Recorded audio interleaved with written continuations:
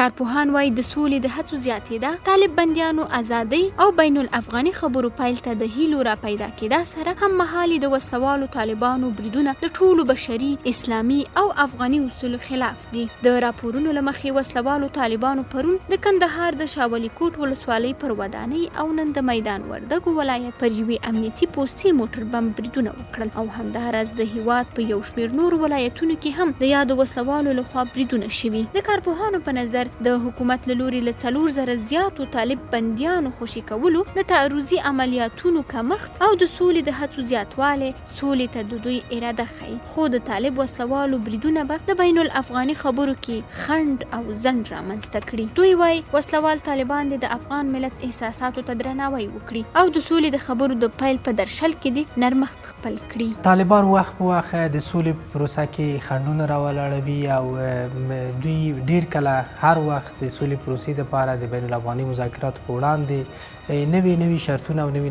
بهانې رامنځته کوي.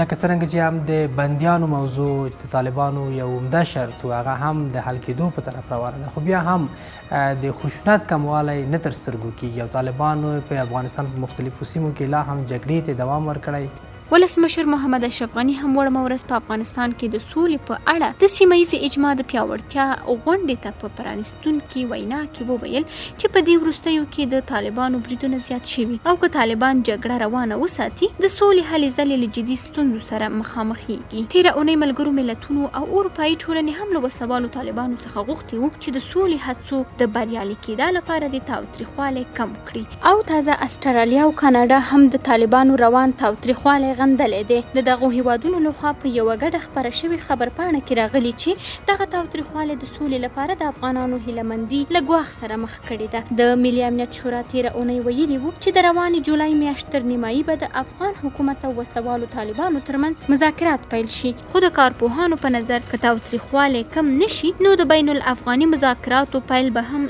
له ګواښ سره مخ شي.